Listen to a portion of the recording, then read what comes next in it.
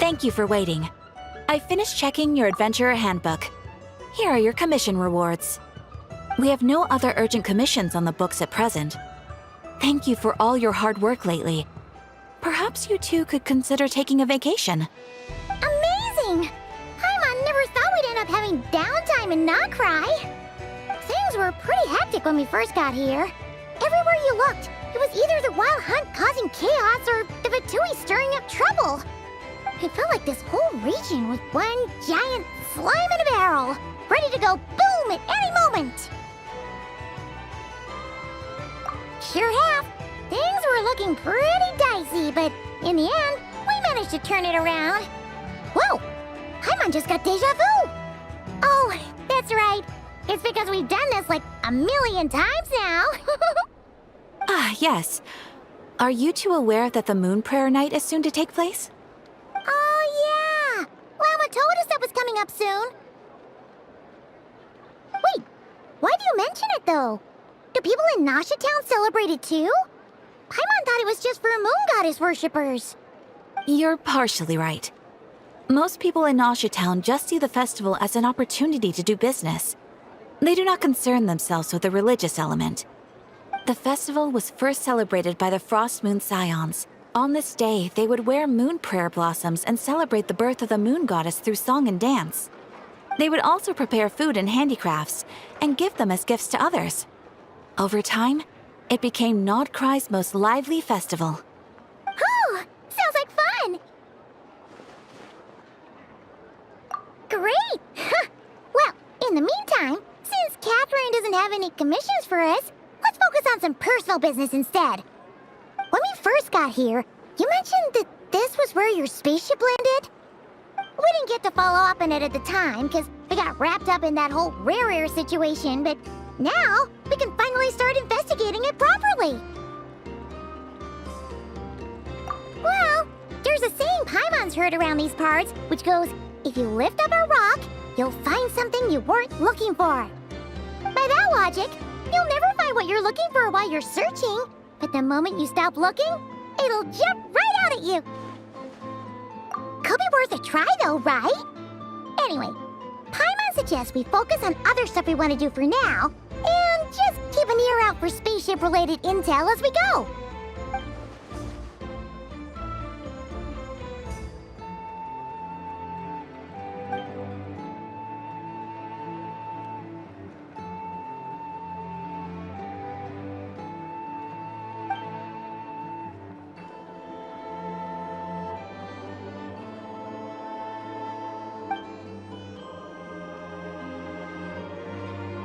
What's wrong? You look super serious all of a sudden. Huh? Paimon gets why you'd be concerned about Columbina, but what does the doctor have to do with anything? Oh, that's true. And now that you mention it, we're definitely overdue for a showdown with the Fatui. It is weird that he hasn't shown himself this whole time. What could he be up to? True. Paimon would much rather deal with Marionette anyway. She says the meanest things, but when it comes down to it, she doesn't seem like a bad person. Maybe it's the pressure of being a Fatuse? Especially as a Harbinger. Does she feel like she's gotta act tough to keep up appearances or something? But then, every time we headed out with Rarier, she always wound up having to repair Polonia and her other robots. That's gotta sting. Losing face always hurts more for people who care a lot about their image. She's probably still furious about it. What? Relax, she's not even here. Huh? What's the matter? Oh, nothing. Sorry, we'll be on our way now. Where are we again? Oh yeah, Columbina?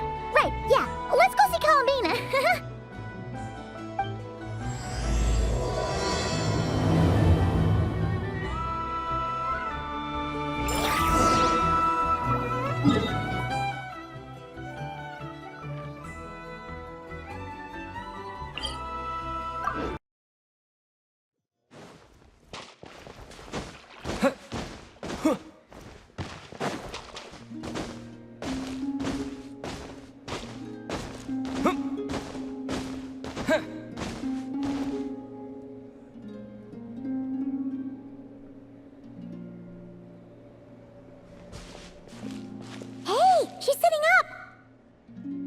me sitting here a rare sight?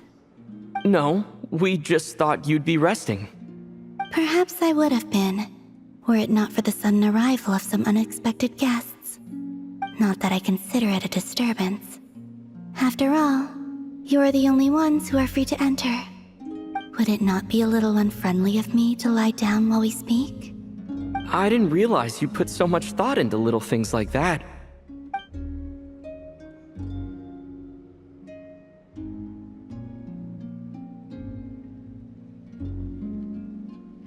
Only sometimes. There have been moments lately where I think about you and your companions. They are warm, mysterious, and cozy memories. Very few of my past memories are anything like that. They say that travelers return home bearing bags full of souvenirs. But my luggage was empty, and I believed it would stay that way. Return home? So, you're still planning on returning to the moon? Yes. This planet continues to reject me, reminding me that I do not belong here. If I remain in Teyvat, there will come a day that I disintegrate. And I don't mean reduced to dust, or turned into food for the flowers. I mean, I will cease to exist entirely. Alright then. Well, we're sure gonna miss you. But it sounds like we'll have to say goodbye. How do you intend to return? The moon prayer night is soon to arrive. On that day, the moon will be closest to Teyvat. The Kuvaki in this land will reach its peak at that time. I merely need to grasp the tide, and with relatively little effort. Oh, Paimon gets it! It'll work like a slingshot! You make it sound like she's gonna get blasted up to the moon. If I did that, I suspect I would crash into the false sky. I will be using a much gentler approach. But I do like the analogy. It's fun. You see? She gets Paimon's sense of humor. In the blink of an eye, the time has come to part ways. It does feel that way, doesn't it? Time seems to fly fastest when you are enjoying it. I have always thought of myself as a wanderer on this earth, and it has never expressed any desire to keep me here. Yet, just as I plan to depart, it tugs at my arm. Is this a gesture of affection? Or is the world mocking me? Oh. Were you hoping I can answer that? Yes. You are a traveler, so you must have a lot of experience in this area. Then, what I would say is, enjoy the moment. That's right! Don't overthink it! Happiness is happiness and joy is joy! The point is to enjoy it, not analyze it! I see. Then what I would say is, even though I am very tired right now, I am still happy. I can't tell from the tone of your voice. Oh, really? You don't think I sound happy? I'm just kidding. I could tell you were in a good mood today from the moment we saw you. Ah, a joke. Albeit not a funny one. Anyway, I assume you're here about you-know-what. Give me your hand. Actually, it's not that. There's something else we wanted to discuss with you. Oh. Then, do you still want to give me your hand? Or not? Sure.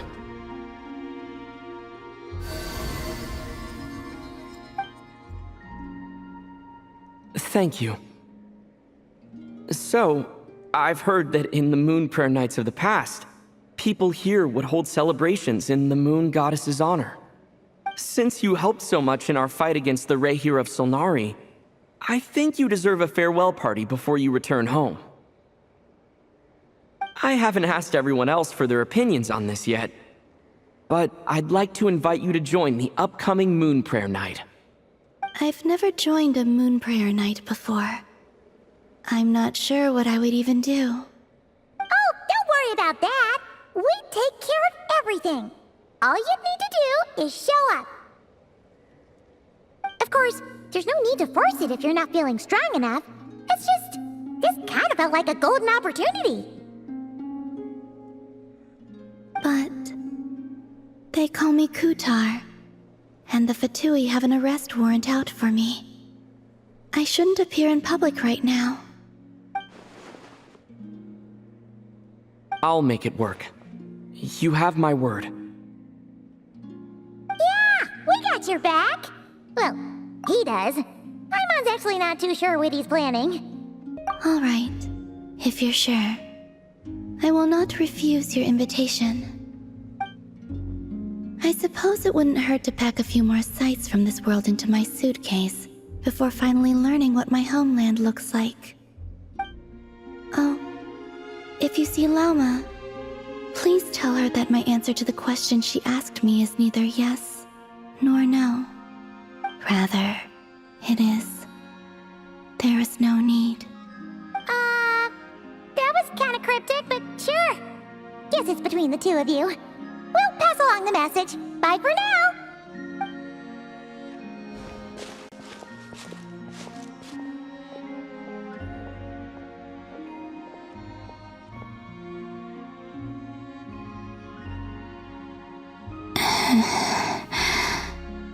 And also, I do not know.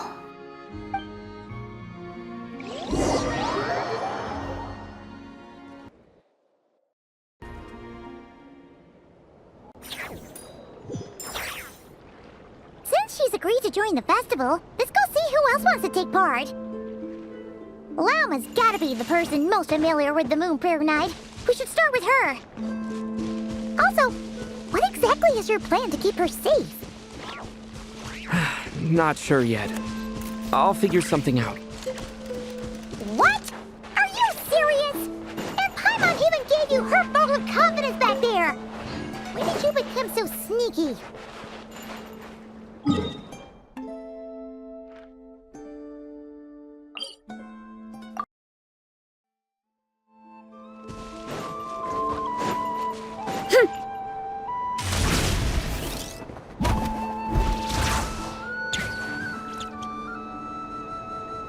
Hey, Llama! It's us! Huh? Varka? What are you doing here? Beats me. I had a bit too much to drink last night, and when I woke up, I was on Hisi Island. Mr. Varka is helping to oversee Nasha Town's preparations for Moon Prayer Night. He is here to go over some details regarding the decorations and custom cloth designs. Right, yeah, that too. What do you mean, that too? Yes, celebrating this festival is a long-held tradition here in Nodcry. On this day, the crescent moon at the top branches of the verdant crest turns into a full moon, and the moon prayer blossoms bloom with a special radiance. Our people take these to be blessed omens. It's an especially welcome event coming off the back of all that nasty business with Rare. Everyone got put through the ringer recently, and now they're looking to turn their fortunes around. The big shots in town all agree that a big, lively celebration is just what we need to rebuild people's faith in this place. No wonder Catherine said the people weren't so bothered about the religious element. That's right. It's become more of a local custom by this point. The celebrations have little to do with whether the religious stories behind this event are true or not. Even the Frost Moon Scions are eagerly awaiting the coming of Moon Prayer Night, despite now knowing that their past beliefs were founded on a falsehood. That's fair. It's a bit like the Lantern Ride in Liyue. It's a chance for people to enjoy themselves, not debate the existence of the Adepti. Oh, one other thing. We just went to see Columbina. We went ahead and invited her to take part in the festival this time. Hope it's okay. Wait, so... you mean she agreed to it? Huh. That's quite a surprise. Then I suppose that she intends to return to the moon on that day. Oh, yeah. It's kind of a complicated process, but basically, it's like a slingshot. I understand. In truth, I had a feeling that she might make such a decision. Well, if Kutar has decided to participate in the festival, we should prepare accordingly. Yeah, exactly. She was saying how it could be risky for her to show her face in public. We were wondering if there was any way we could hide her. Unfortunately, the people who carved the statues did an excellent job of capturing her likeness. It will be very challenging to hide a goddess whose face everyone is so familiar with. Darn! We may have bitten off more than we can chew here. Nah, don't sweat the small stuff. We can handle that. Huh? Are you saying you have a plan? Not as such, no, but the most important thing with a festival is to keep the mood light and your spirits up. You can't go preparing for a festival with those long faces. You'll never convince anyone to enjoy themselves. The Mondstatter spirit is strong with this one. As it happens, I agree with Mr. Varka. Let's start by making our appreciation for Kutar the beating heart of the festive atmosphere. And who knows? Once we get the ball rolling, perhaps everything will just fall into place. Hey! Did you catch that? Llama said the thing! Or close enough, at least. I'm looking forward to the Moon Prayer Night already. We have a festival in Mondstadt called Windbloom, and you can always tell which couples are celebrating it for their first time by the smiles on their faces. Big, beaming smiles like their whole face is glowing. And I have a feeling we'll get to see that same smile on the Moon Goddess's face at this festival. Not quite the same, surely. Anyway, I'll take care of business in the city, but I'll have to leave the decor up to you and the Frost Moon Scions. No one else can capture that traditional aesthetic quite like you guys. But lastly, there's the final key element that brings the festival to life. Companionship. Before you leave, let me show you something that we've been preparing. Mr. Varka had asked to see it already, so you may as well tag along. Also, I have some further questions about Kutar's decision.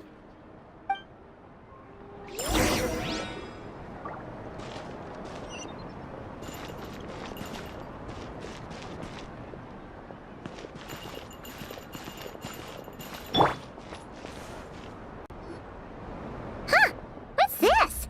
They sure look like they're having fun. I believe so. Kuhenki seem very skilled at playing drums like these, although I'm not sure where they learned it from. Maybe it's an innate talent? In their eyes, they're probably just playing with toys.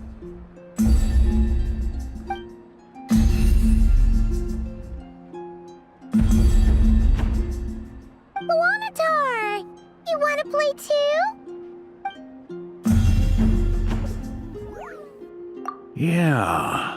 She looks more confused than anything. Maybe we can teach her next time if we get the chance.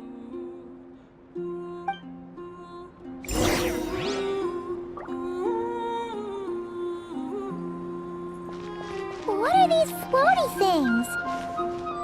Moon veils. We hang them from buildings in the city during the festival. When you look at the sky through them, it creates a lovely misty effect.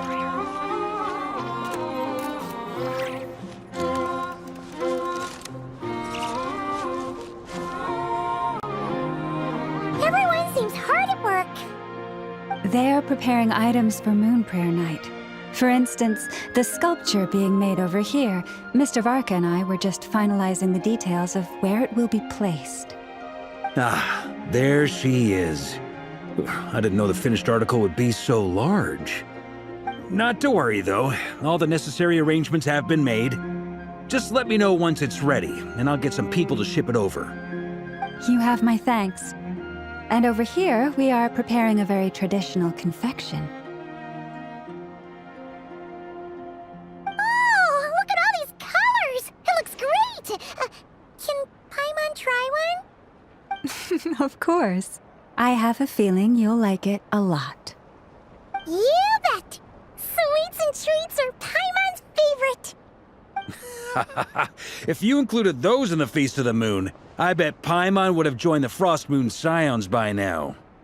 There will also be verdant crests like this present in Nasha Town during the festival. The timing of Moon Prayer Night is not completely set in advance. We make a rough estimate, then observe the changes in the verdant crests and moon prayer blossoms to guide us. As such, the wait itself is a fun feature of this particular festival.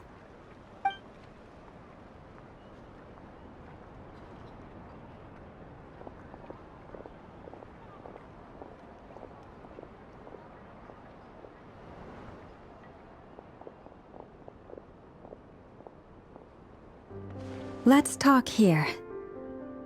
To tell the truth, I am very surprised to hear that Kutar is willing to participate in the festival. I once asked her if she'd be willing to stay with the Frost Moon Scions. I could introduce her to everyone, and we could be a family to one another. She did not answer, but she has not appeared here since. I took this to mean her answer was no. But if that were the case, she would not have accepted this invitation. Ah. I see. Maybe she is right. Maybe the Frost Moon Scions of today no longer need a moon goddess. But my wish was not for her to come here and be worshipped as a deity. I simply wanted to offer her a place to stay. I'm sure she believes that showing herself here might invite Fatui intervention, and as such, she does not wish to cause us trouble. But what really pains me about all this is that this is her birthplace. She ought to belong here, yet no one has been able to grant her shelter. I think I'm qualified to weigh in here. When someone's about to depart on a long trip, what they need is blessings, not burdens. We should wish her the best, not make the journey harder than it already is. Anyway, she's agreed to attend, hasn't she? All we need to do is simply respect her decision. I see your point. Yes, she will soon depart after all. Our job is to leave her with some happy memories. Besides, who's to say her journey to the moon is a one-way trip? It's not like she can't come back and visit if she wants, right? Paimon agrees wholeheartedly. Festivals are all about having fun, so let's keep it simple. All right, I'm gonna head back to Nasha Town soon. Want to come with? I'm guessing you have some other folks to visit there. Sure thing, let's go! Bye for now, Wilma! Thank you all. Goodbye.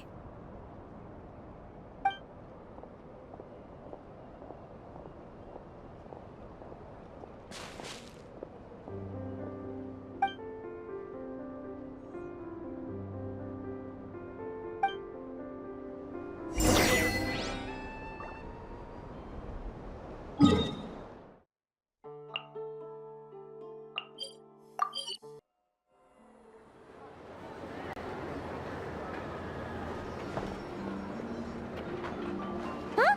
Hey, over there! It's Durin and Albedo with Flints! What could they be chatting about?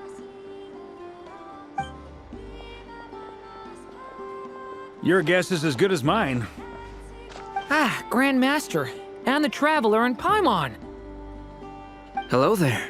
It's been a while. Perfect. We have some new volunteers for our investigation. Wait, let me guess. The righteous Lightkeepers are finally ready to hunt down the Abyssal Dragon? Haha. Yes, that too. Yeah, right! Oh, wait! Why does everyone keep saying that too? Well, to be precise, the facts match, but not the causality. Wait, so I guessed right? Half right. Don't act so impressed with yourself. Maybe I can explain. we ran into Mr. Flint's north of Noshatown.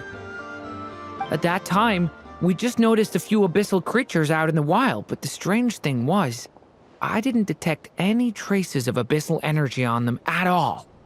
On closer inspection, we realized that they were not real monsters, but something akin to reflections in the water, or perhaps a mirage. Huh? What do you mean? Like, you could see them but not touch them? Exactly. It was very peculiar. They roared and tried to attack us, but we could not make any physical contact with them. I think I've heard of things like that happening in Nocturne before, but I don't know much about it. Yes, it's a known phenomenon. Mirage-like illusions tend to appear in Nocturne in the run-up to Moonprayer Night. From a distance, they appear quite real. I myself thought that Misters Durin and Albedo were locked in battle with abyssal monsters when I first arrived. But after sharing intel and investigating a little further, we can confirm that these illusions are harmless. There is no great cause for concern.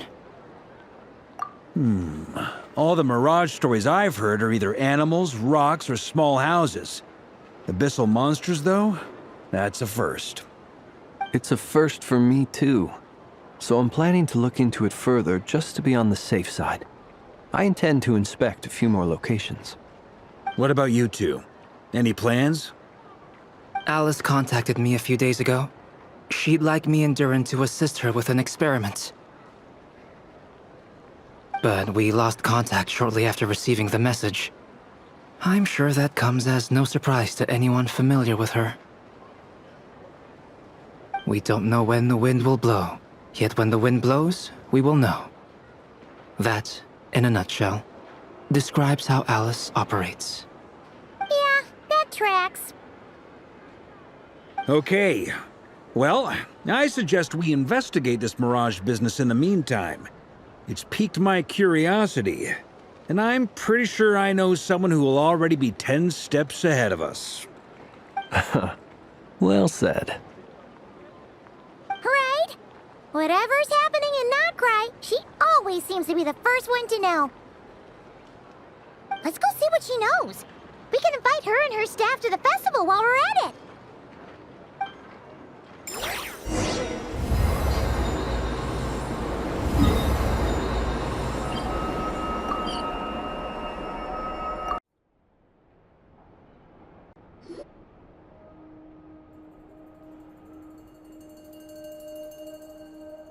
You're right, I have noticed. There's certainly something a little fishy about this situation. Only a little, though. Records indicate that this phenomenon can occur in the days before and following Moonprayer Night. That said, it has always been a rare sight in the past. The odds of encountering these phantoms are similar to looking up in the night sky, happening to see a shooting star, and managing to make a wish before it disappears. But this time, either everyone's getting lucky, or they're appearing far more frequently than usual. Yehoda's out gathering intel as we speak. In the meantime, let me check off some points of interest. First, the Abyss. The ones we saw seem to be abyssal monsters. Indeed. But we have identified one location where many more of them have made an appearance. And not just monsters, but human phantoms, too. Given the scale and nature of the phantoms, it's almost as if someone's last memories are coming to life. Or perhaps the memories of multiple people. Oh. So you mean the phantom monsters are hunting down the phantom humans? Exactly. The phantoms can interact with each other, but we have no means of intervening. In addition, some of the human phantoms would seem to be from the very distant past. This is clear both from the clothing they wear and the stories they tell. They claim to be from Hyperborea, a name which I've heard from Lauma before. If this is true, it means they must be from 6,000 years ago. Did Paimon hear that right? 6,000 years? It sounds like this merits further exploration. That'd be a big help. I'll leave it with you, Albedo. My knowledge of ancient history is non-existent. I used to doze off every time the pre-Knights of Favonius era came up in class. It's quite a miracle that you were able to understand these phantoms' speech, given how long ago they lived. I suppose you're right. But I'll leave the archaeologists to ruminate over that conundrum. As an intelligence broker, my sole interest is in the value of the information I gather. Which, in this case, hopefully means earning myself some good favor with our dear Lady Moonchanter. So calculating.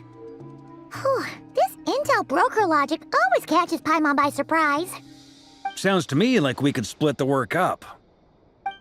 I think the abyssal phenomenon is best left to Albedo, Flint's, and me. Agreed. It coincides with my duty as a lightkeeper. For my part, I'd like to understand the abyss better. Even a little knowledge would go a long way. This is certainly a rare opportunity to study the abyss. But even rarer, perhaps, is the chance to make contact with the ancients.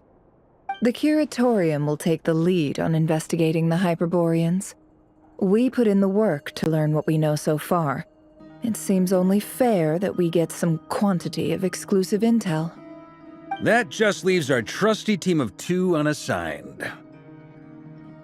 Since you became an honorary knight, of course.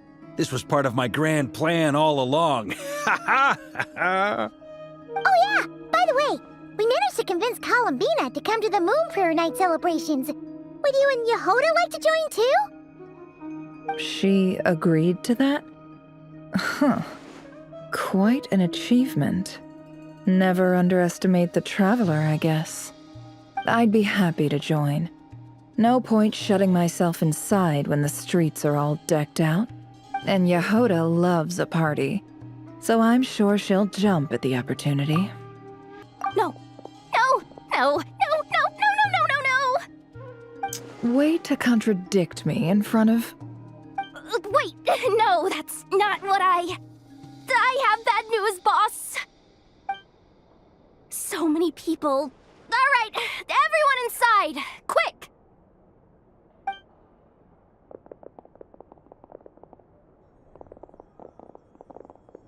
This is gonna sound crazy, but hear me out. I saw one of those phantoms at Star Sand Shoal, and it was some sort of flying ship. Like a spaceship? That's gotta be the one you came to Tibet in. You said you saw the same thing through the moon arrow, right? Huh? You already know about it? Ugh, I thought I was gonna blow people's minds. Turns out I'm the last to find out. Wait, back up. You came here in a spaceship? Now my mind is blown! What's it like on the inside? Was it like flying through space? I want to know everything! Yep, exactly. Huge discovery. You're the best, second best intel broker in the world. After your boss, of course. Wow. Really? Well, I don't know if I'm all that, but... I guess that decides where we're heading next. Come on, don't look at me like that. I know the spaceship doesn't have anything to do with me, but you don't want to leave me as the only one twiddling my thumbs, do you? Please? Fair enough. You can tag along. In that case, let's meet back here to discuss our findings once we're done. I wish everyone a productive investigation. You too.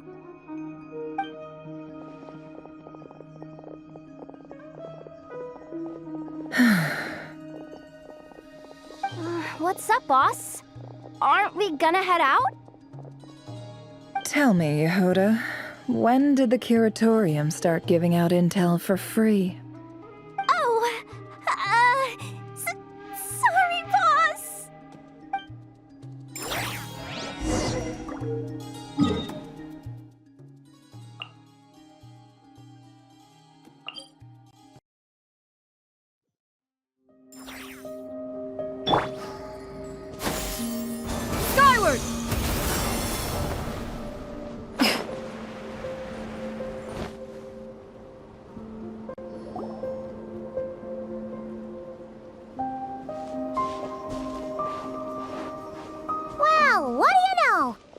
was right on the money. This Phantom really is your spaceship. But that's so weird. Why would it show up here? Is it some kind of projection? Or a ghost? Like, maybe it no longer exists, but somehow it left an afterimage? Ah, you're already here. Miss Lauma, what a surprise. I thought you were busy with festival preparations. I was, until one of our people informed me that a strange sight had appeared at Starsand Shoal. No one's ever seen something quite like this before. I thought I should see it for myself. Same here. Oh, so we heard that these things appear around the festival period. Any idea why that is? Unfortunately not. We have very limited information about them, since they can't be interacted with. And no human phantoms have ever made an appearance before now. The most we've been able to deduce is that these sightings appear to be connected to the increase in Kuvaki energy around this time. Yeah, seems like that's all we can do. This is all so confusing. Allow me to lend you a hand.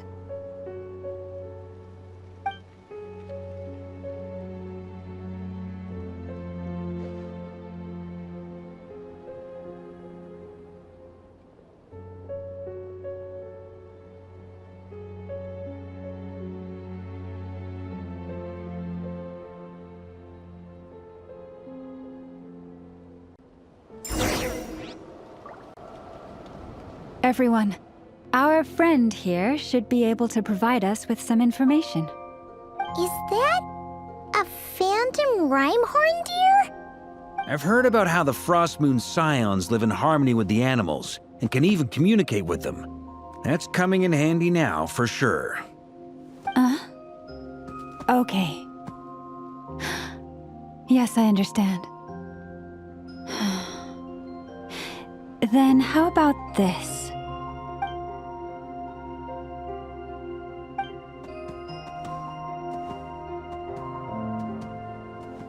Oh, it's leaving. It appears to share our curiosity about this giant spaceship, so I asked it if it wouldn't mind investigating along with some friends. In return, I told it about some nearby spots where the wild fruit grows abundantly. We may live in a different era from these phantoms, but I trust that the terrain, climate, and ecology here are more resistant to the effects of time than some things are. Let's give them a moment and hope for the best.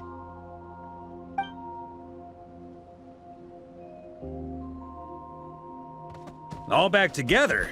Must have been a lot of fruit. Indeed. Now let me ask them some questions.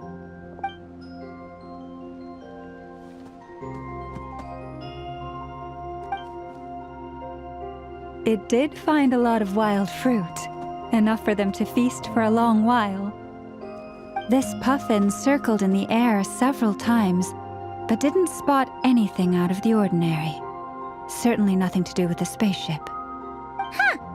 Well, it definitely makes sense to get a bird's eye view. Indeed. Other than that, I was also thinking that the world these phantoms see is also different from ours. Oh, I get what you mean. The wild fruit exist in both times and spaces, but there might also be things that only exist in that space-time, which we can't see. Good point. Great thinking, Lauma. Blunthorn rhinos can use Kuvaki to shift great rocks, but this one says it couldn't get that ship to budge by even an inch. The sniffer mole tried too, but despite being a skilled digger, it could not get through. They say that the spaceship looks robust and undamaged. It seems completely impervious to any and all attacks. Whatever lies within is well defended from harm. So, just like us humans, there was nothing they could do about this spaceship either. Yes, still, they deserve our thanks. We are grateful for all your efforts, dear friends. Now go and enjoy your feast. I've noticed some other human phantoms gathered nearby. Come on, let's go talk to them.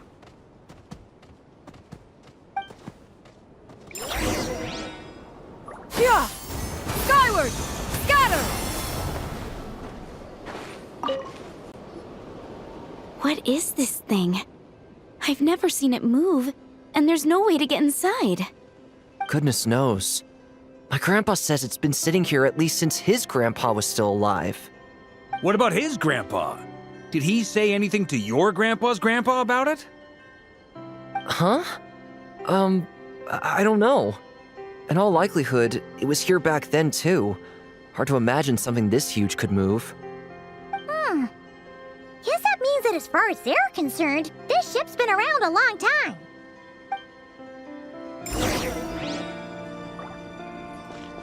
Yeah! Skyward! Come on, brothers. If we can get even a small chunk off of this thing, it's gotta be worth a fortune. Today is the day we strike it rich. Huh? You mean Paimon? Yes, brother, I shall join you. Let's make our fortune. We should go with them. What the? This thing is crazy tough. I can't even scratch it. What's it made of?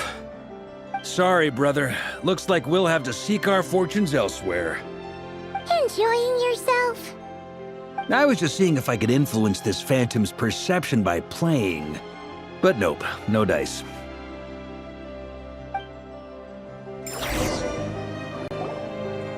I'm sure we're all starting to build up an idea of what's going on here now that we've spoken to some of the people.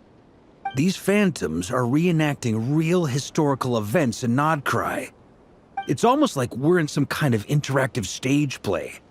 We can talk to the actors, but the plot is fixed, and we can't influence it. It makes sense. History is set in stone. The objective facts of the past cannot be changed.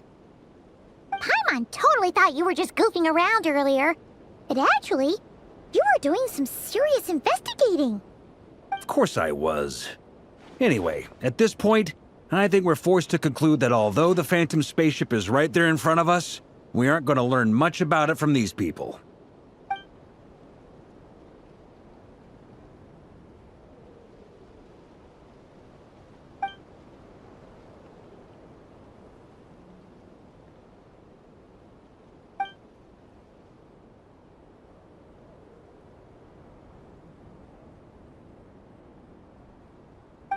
Don't be discouraged. If nothing else, this is proof of the ship's existence. And think about it. So many people tried to hack their way inside, but no one could get the door open. It's made of very tough material. To me, that says that we'll either find the ship itself or the story behind it. It's just a matter of time. Huh. Every now and then, when Varka gets serious, he actually does seem like Grandmaster material for once. I wonder how the others are doing. Let's head back for now. Sounds good. Also, drinks are on me if Team Knights of Favonius is the first to finish. Wait, we have a team name now? Am I in Team Knights of Favonius as well? You're very welcome to join. We've even got a cathedral ready for you. Isn't that technically blasphemy? You wouldn't dare make a joke like that if Barbados was in earshot. Nah, I'm sure Barbados doesn't mind a little harmless blasphemy once in a while.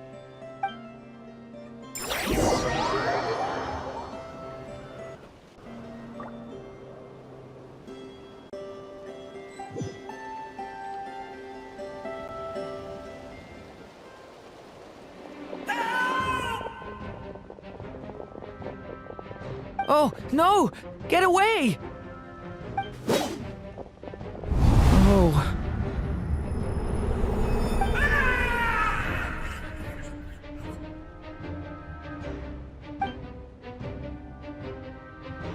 I know it's hard to stomach, Mr. Duran. But as I'm sure you've noticed, there is nothing we can do to intervene in that which unfolds before us. But we have to at least try. And try you have. But are you aware of how many unsuccessful attempts you've made now? I wasn't keeping count. I'm afraid this is the 39th failure so far. Or the 5th if we're only counting this particular victim. There are no indications that these phantoms may be altered in any way. You seem to have calmed down a little. I'll make us a fire. You should rest and have some water. Feeling any better now, Mr. Duran? May I ask a few questions? Be my guest. What exactly are we witnessing here? What happened to those people? My guess would be that we are seeing Nodcry during the Conrian Cataclysm. Would that be accurate? Conria. That is correct. As you know, once the Abyss senses even the tiniest crack, it floods in and spreads like wildfire. There was a time in the distant past when it permeated all of Nodcry, causing immeasurable harm. The people paid a terrible price to heal this land. Then, 500 years ago, the whole of Teyvat suffered an abyssal disaster. Once more, Nodcry was dealt a devastating blow. I see. In the face of the abyssal onslaught, all were like grains of sand tossed around by a tidal wave, be they human, fae, or god. The moment you witnessed is but one drop in a whole ocean of catastrophe. All right. I guess that answers my second question, too. I wanted to know why there's nothing I could do to help them, and that's because what we are seeing is history. That would be my guess as well. As I understand it, history and fate are not all that dissimilar.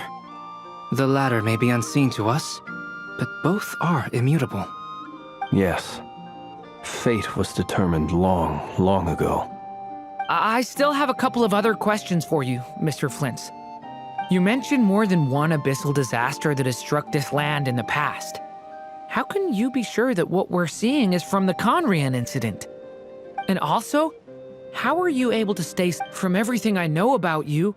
You're not cold or ruthless, and you're not indifferent to the suffering of others.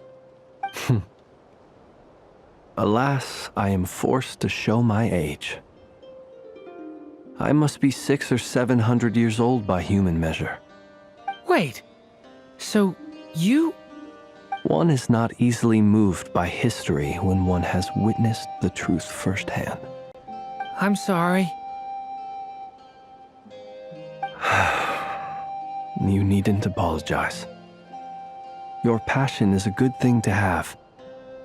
Treasure it, because someday you may find it in terribly short supply. Now, at the risk of offending you, I have a question in return. Your curiosity toward the Abyss, is it born from hatred or because you sense its call? I only ask because I kept a fragment of Rerear's body in my lantern for a short time. Specifically, his heart. So I know what a burden it can be to carry the Abyss with you. And I hear its power growling from somewhere within you. In my eyes, your mere existence is a miracle. My honest answer is... I don't know. I don't think I have the confidence to say for certain. What I will say is the Abyss is not the only issue that haunts me.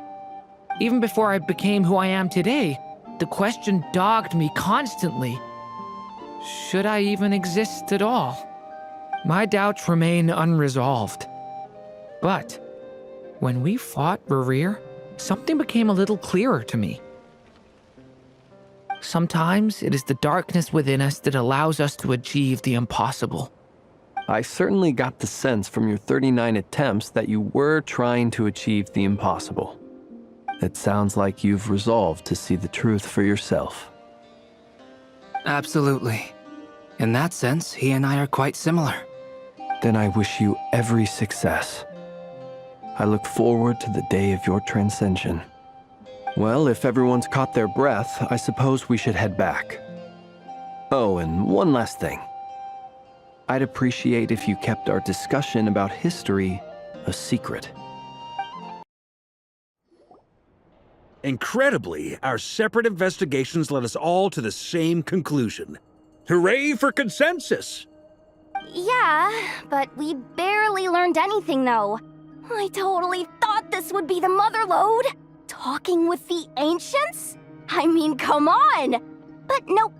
All we got was useless snippets of conversation. And all this stuff about moons and hyperopia.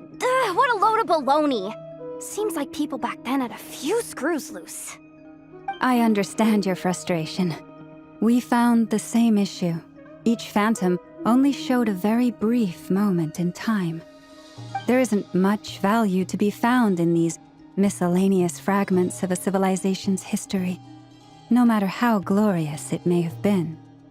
If there's a silver lining, it's that these phantoms are harmless to the present reality. They shouldn't get in the way of the festivities. Paimon agrees. And not just because it's the first thing she understood in this whole conversation. You look disappointed, Nefer. Is something the matter? What do you think? We all worked our tails off, but the only one to gain anything from it was you, Lady Moonjanter. Well, please do share the Hyperborean records with me. I will gladly inscribe them in our people's documents. Oh, duh! Yeah! That was it! Hyperborea! Hyperborea. I'm serious. Only an expert in the Frostmoon Scions and their history can turn these records into valuable research material. The alternative is to let them gather dust on the Curatorium's storage shelves until the pages turn yellow. Nefer, you're wise enough to know that cooperating and sharing the profits is the best course of action here. Well, that goes without saying. Sure, let's do that. Huh? But didn't you say we aren't supposed to give out intel for free? Sorry. Shutting up. Now is not a good time to push Nefer's buttons. Anyway, back to Moon Prayer Night. I'm thinking that we should prepare something a little special, aside from the usual decorations and so on. You mean a parting gift? Can't go wrong with food. Although, does food go bad on the moon? Perhaps a lantern would be a better choice. It might be dark up there. It could prove difficult to light a lantern on the moon. Magical stones might serve that purpose better. What about a clockwork mecha model from Fontaine? I've got a whole bunch at home. I use them for fighting practice in my free time. None of these sound like things she would be even remotely interested in. But we don't interact with her enough to know what she likes. Yeah. It would really save us the guesswork if someone could find out what she's into. Wait, what the? Traveler? They're all looking at you. Great! Haha, problem solved. Now, I need to stop by Dory's. Gonna need her help sourcing a bunch of stuff for the festival. Then let's leave it there for now. We all have our own business to attend to. Traveler, if you find out what Kutar likes, let us know right away.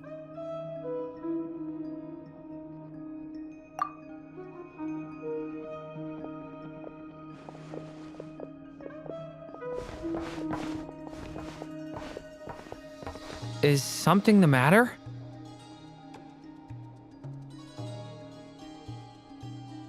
I'm fine.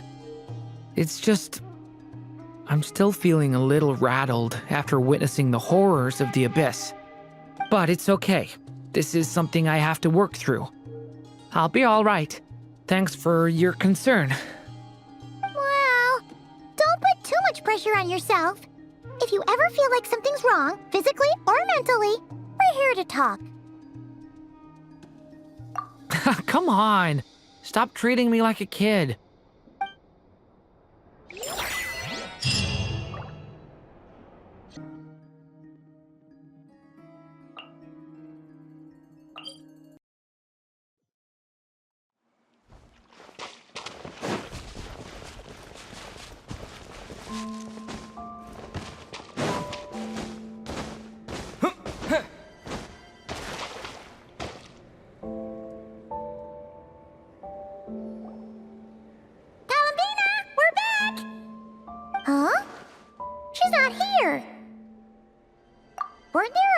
Kuhenki here last time too? Where did they all go? Walkies? For Kuhenki?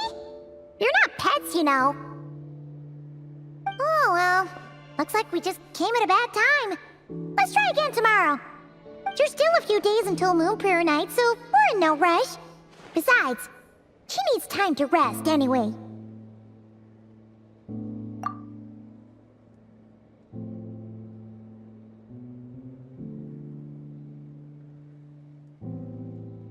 Columbina! Are you back yet? Oh, how strange. Looks like she still isn't here. Right? It's not like her to spend so much time outside, especially since she's worried about attracting unwanted attention.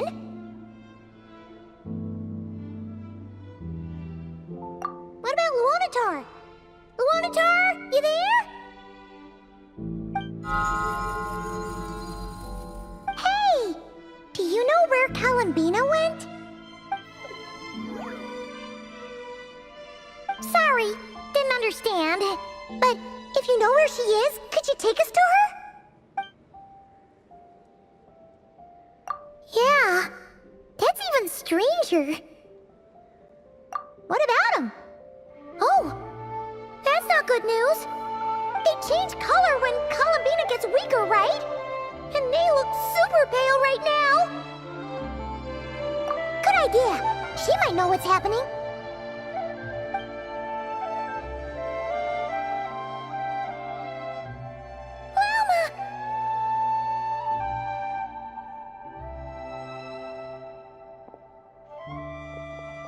Ah, it's you. How is Kutar? Is she okay? No, she hasn't. I came here to check on her after I noticed the flowers had changed color. Based on past precedent, she must be very weak right now. Even getting up to walk would be a struggle. It seems unlikely that she wandered off outside. Not to mention that she doesn't do that at the best of times either. So yeah, this is super weird. No. Very few people are in the know about Kutar's whereabouts. And if anyone suspicious had visited, they'd have left some sort of evidence. Come on, let's go to Nasha Town. If anyone has seen her, someone there will know about it. It's not Cry's information hub after all. Makes sense. Let's go!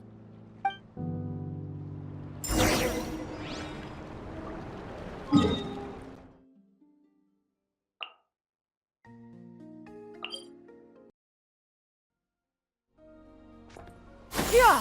Skyward! Scatter!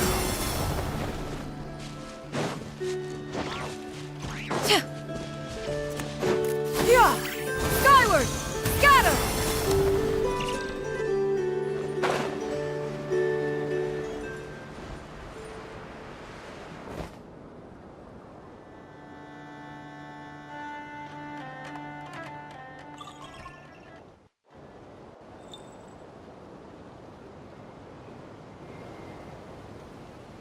Wait a moment. Is it just Paimon, or is this stall kind of suspicious? It's never been here before, right? No, I don't recognize it.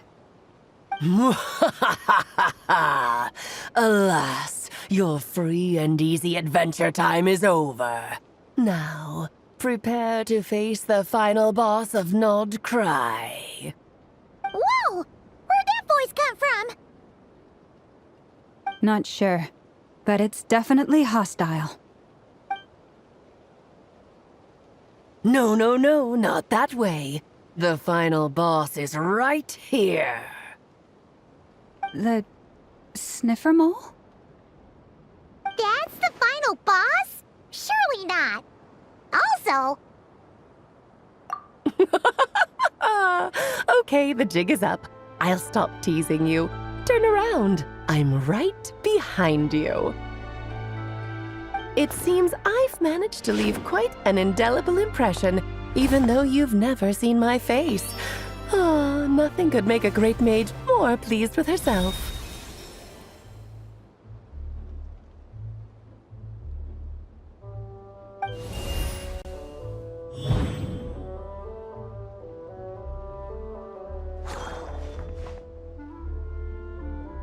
What is going on?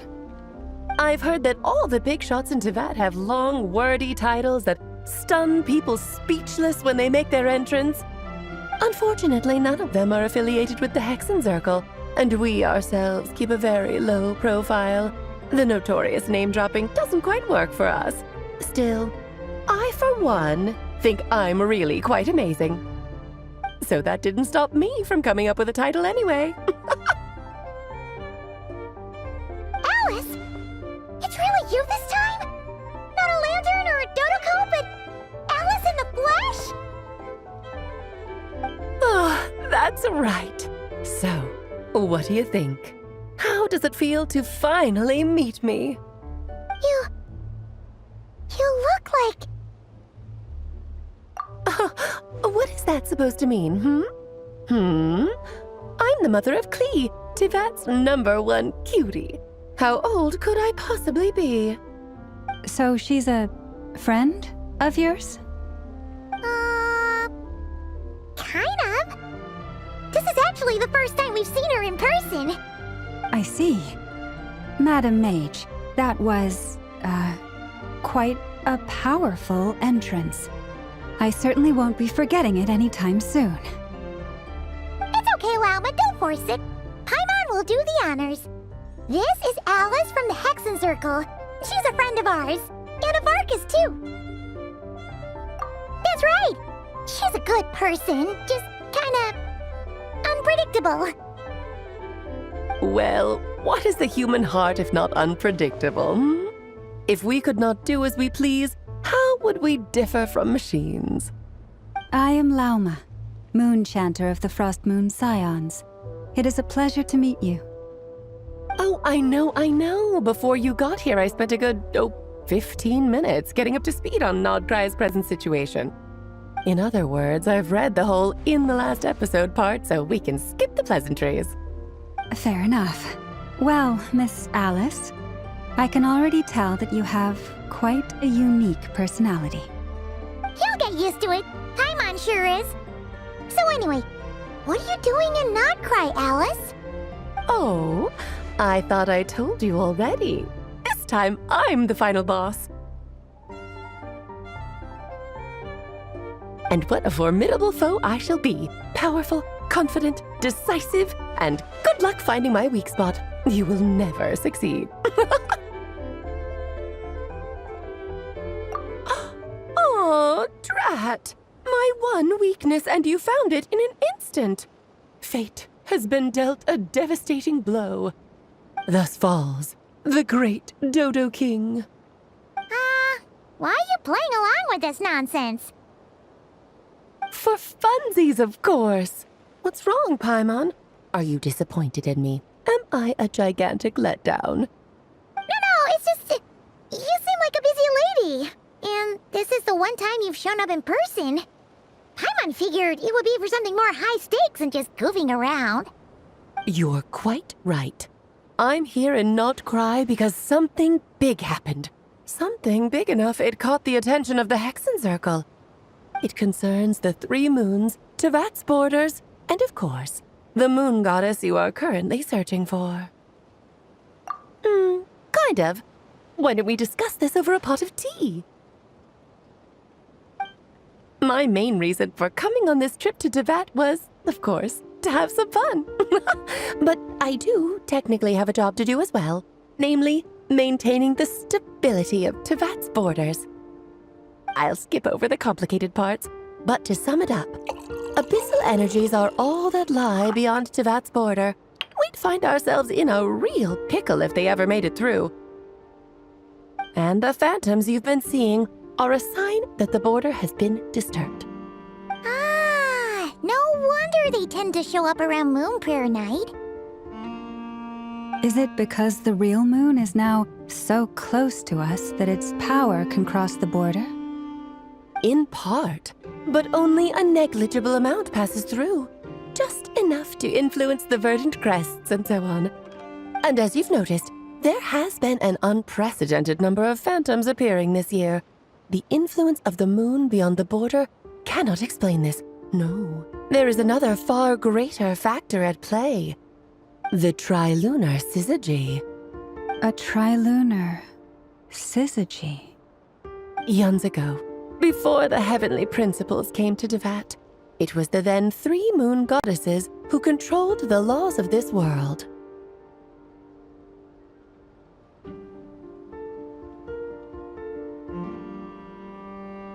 Oh, that's exactly it! The 3 goddesses split these powers amongst themselves, promising never to consolidate them into one singular body.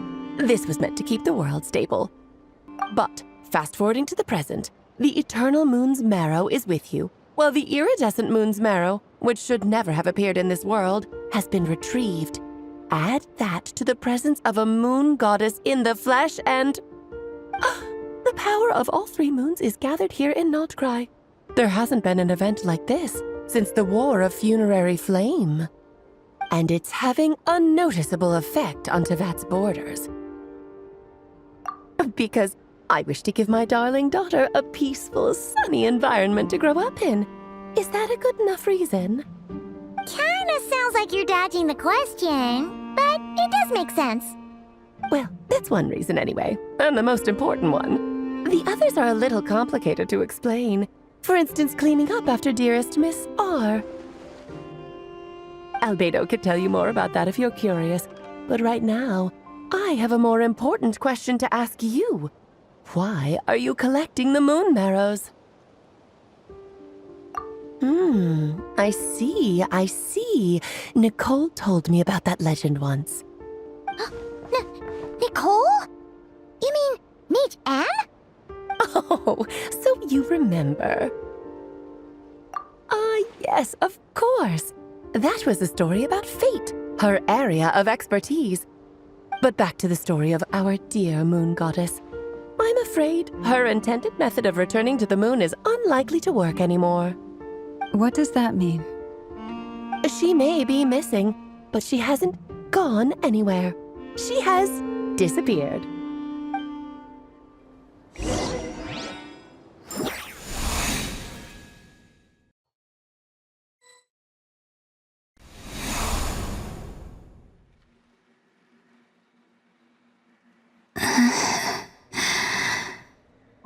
My body is so heavy. Wait, no. It's my mind that's heavy. My arms and legs are as light as a feather. What's happening to me? I feel drowsy, like I've been asleep for too long. Is it daytime or nighttime? Is the moon out?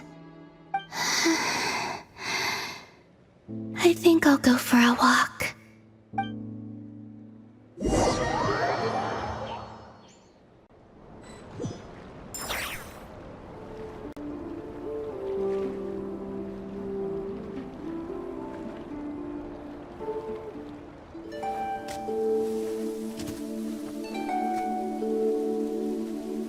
Are you out for a walk too?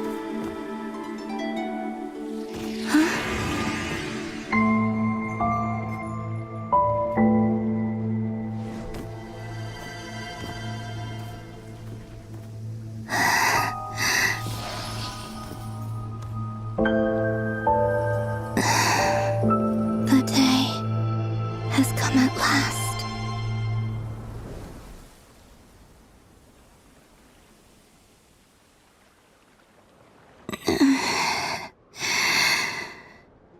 Have I grown so weak that I can't even sustain my physical form? But Moon Prayer Night is nearly here. I was so close to returning home. Death is near. Is this how it ends for me? Will I return to the moon after I disappear? Or... I don't want it to end like this. So far, at least, I still exist. Even if not physically, I can still feel. But as my power wanes, I'm sure that too will fade. I suppose might take one final look at this world. The world where I was born.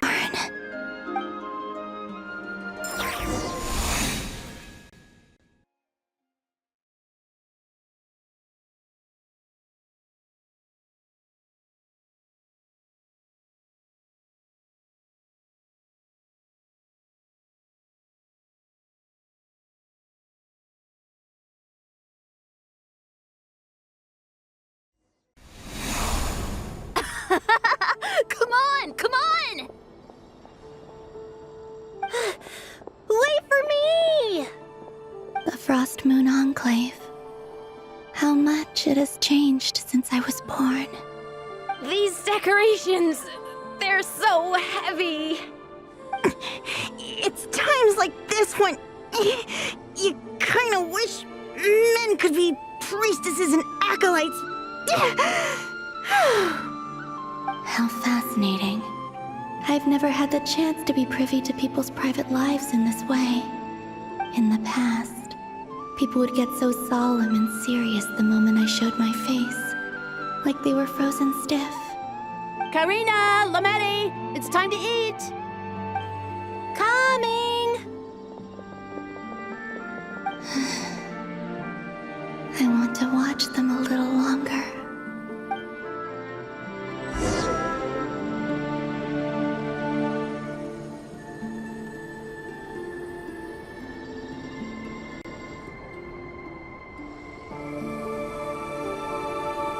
So just fill these balloons with air, right? Yep. Try a couple now to test things out. The rest can wait till Moon Prayer night. Think fast. Rita! Teasing an acolyte of the Frost Moon Scions? Surely that's a punishable offense. Take this!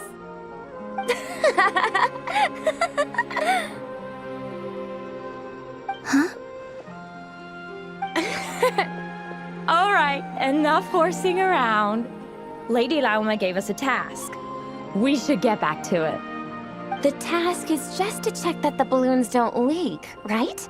Doesn't matter if we fill them with air or water. Yeah. Okay, you got me there. And you got me there. But still, we can't use all the balloons before the festival even starts. We won't use all of them. And as long as Lady Lauma's trusted acolyte doesn't snitch, this can stay as a little secret between friends. A couple more can't do any harm, right? Oh, you menace. Then, think fast! Is pumping a balloon full of water really so much fun?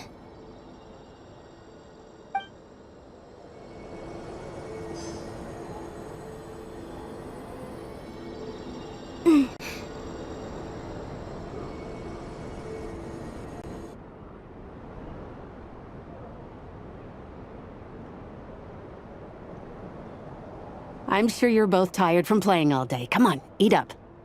A plain, humble meal.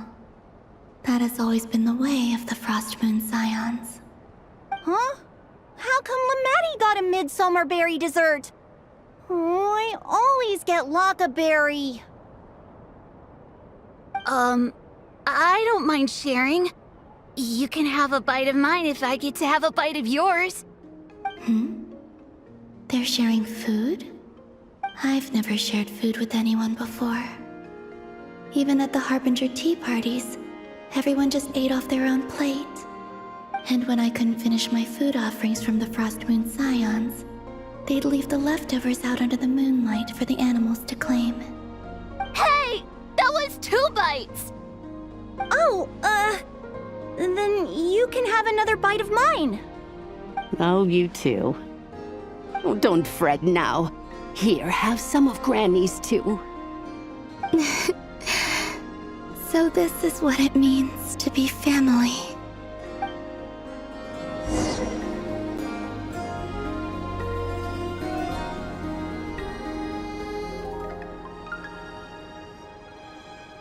I'm seeing so much that I'd never usually get to see.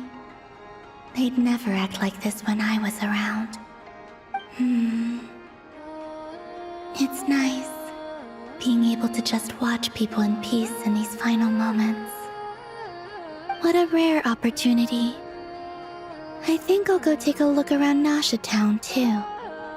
Maybe the Traveler will be there.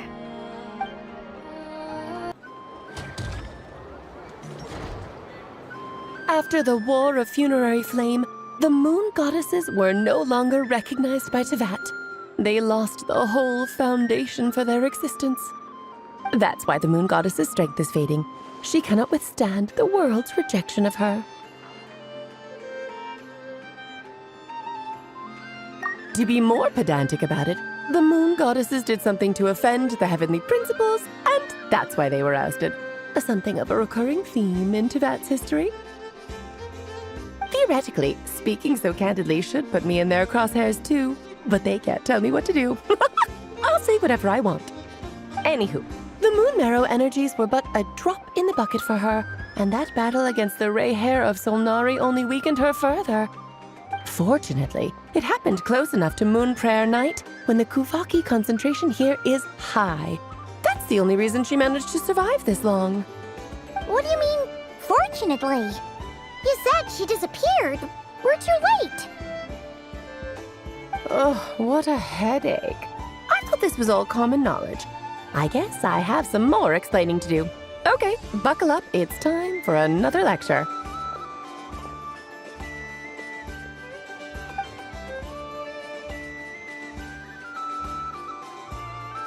Now, I said earlier that the Moon Goddesses lost the foundation for their existence. The reason for that has to do with the natural order. Basically, the rationale for their existence in Tevat was lost. The same logic applies to the present Moon Goddess too. Consider her existence so far. Her comrades in the Fatui called her Damselette. And she was worshipped as Kutar by the Frost Moon Scions. But these connections have now been severed, whether by her hand or yours. So, the rationale that once sustained her existence is now gone. Wait, we did that to her? Oh, well, strictly speaking, yes. But let's not start pointing fingers, shall we? I'll only end up as the big bad villain, and that's not the kind of final boss I want to be. Of course I do. I'm only the greatest mage in the whole entire world. Now, if you wish to find your Moon Goddess, there are two problems we need to solve. Firstly, we'll need to strengthen the connection between her and Tevat, at least enough to sustain her until Moon Prayer Night. Strengthen her connection? But does that mean I'll have to rally all the Frost Moon faithful behind this? I'm afraid a bygone faith and a former home won't be of any help to her now. Do you know her name? Her name? Oh, yes. Names are very important things. A name is a fundamental concept that anchors one's entire existence. Then your first job is to find it. As a Moon Goddess, I'm sure she must have a name she identifies with. Neither Columbina nor Kutar is her true name, and she's never really accepted either of them. So, finding out her real name is enough to sustain her existence? Yes, I know it sounds like a small step, but every journey begins that way. So for now, that's all we need to focus on. The second problem is with her plan to use the Moon Marrows to return to the moon. Unfortunately, piercing through the false sky will take an enormous amount of power. Given her current condition, she won't be able to provide anywhere near enough power, even if she recovers her physical form. But no need to fret. Nicole's the expert in this field, and I'm sure she'll figure something out. Wait, Mage N is going to help us out too? That means we've got 2 Hexacircle mages on the case. This is turning into a pretty big deal. Actually, this is more of a side quest for me. Like you said, I'm a busy lady, so I can't stay for too long. I'll have to return to Tevat's border soon. That's the upside you get for looking out for my little Klee. Hopefully that will incentivize you to carry on keeping her company in the future. Anyway, jokes aside, you'd better get moving. It will take quite a miracle for the moon goddess's consciousness to hold out till moon prayer night. Oh, I suppose I might as well tell you where Nicole is before I leave. Off you go now. Time to meet your new friend. Oh, yes, and a little suggestion. Don't forget to mind your heads. What? I wonder how Durin's doing. I should really go see him before I head back. You really are super busy. I most certainly am. There's so many children I have to keep tabs on just in Mondstadt. Durin, Albedo, Venti, Varka. Klee didn't make the list, huh? Of course not. Klee is my pride and joy. I have no qualms about her, because she's the best child in the whole wide world. Yep. Klee's a little angel. I'm glad you agree. Well, all the best. See you when I see you.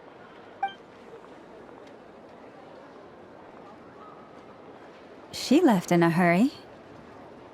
Yeah. She didn't pack up her stall. Should we handle it for her? I must say, I'm now very curious about her daughter. Klee, wasn't it? What's she like? That's a long story. Come on, we'll fill you in as we go.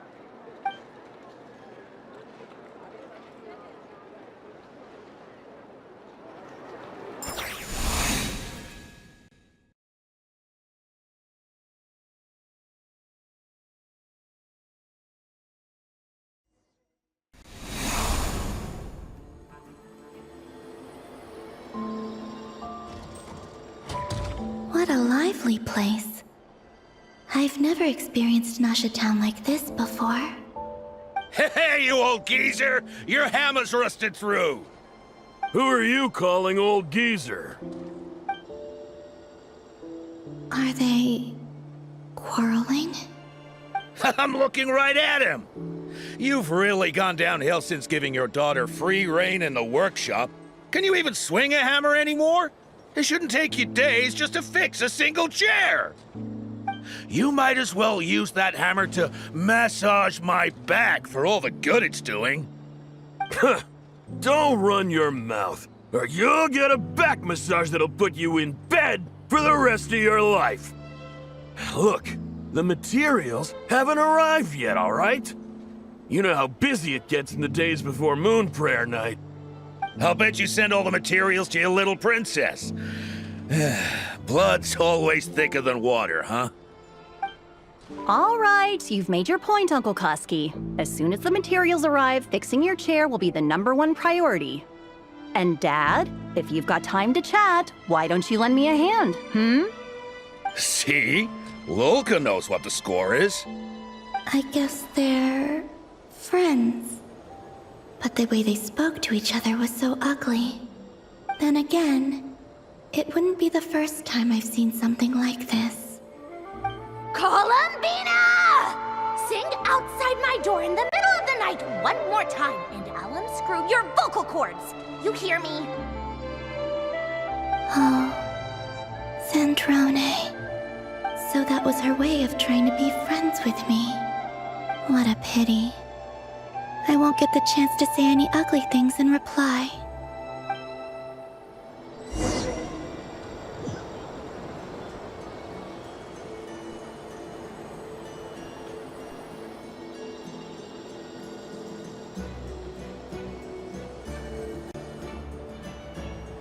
Hey, have you decided what to give her for moon prayer night? I sure have. She's gonna get the surprise of her life when she's least expecting it. Then I'll whip out the ring and pop the question. The surprise of her life. What a fun turn of phrase. Cool, I get the picture. You can spare me the gushy details. Ooh, looks like we have a customer. Hello there, ma'am. Would you like some moon prayer night candy? Huh? Is he talking to me? Can he see me? Here you go.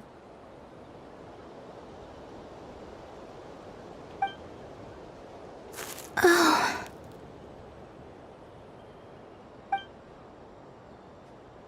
Come back anytime. Right. Now, where were we? I don't know why, but I still held out hope.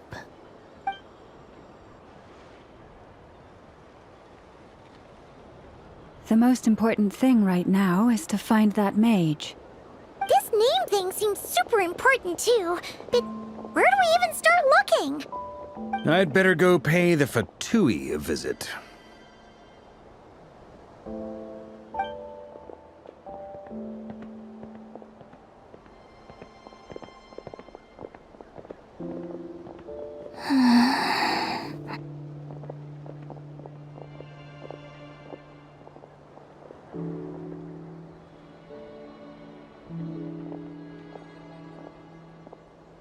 Columbina?